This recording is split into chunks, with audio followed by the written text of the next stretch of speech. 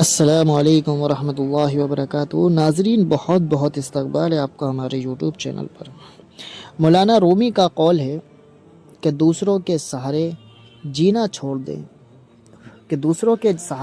چھوڑ دیں کیونکہ آپ پیدا ہی کھڑے ہونے کے لیے ہوئے ہیں۔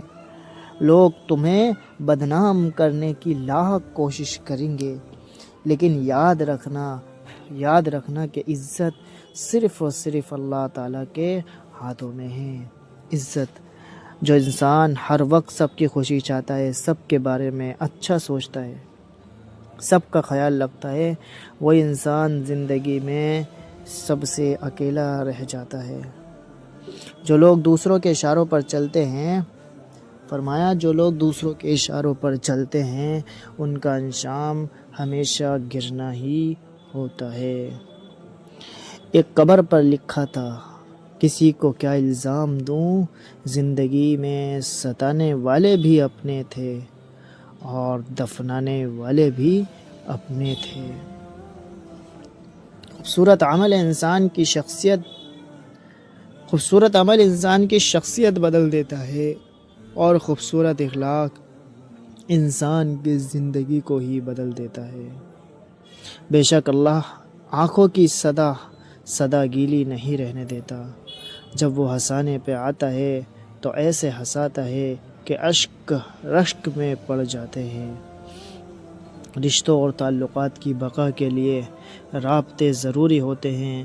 نظر انداز کرنے سے تو اپنے ہاتھوں سے لگائے ہوئے درخت بھی سوکھ جاتے ہیں، ختم ہو جاتے ہیں۔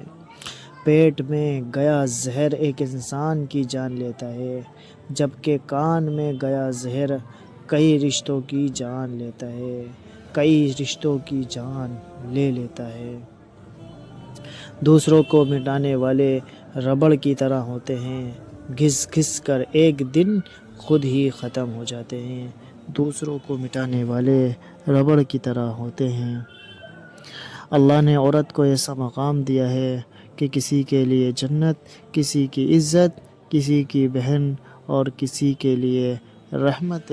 اللہ نے عورت کو بہت اونچا مقام دیا ہے۔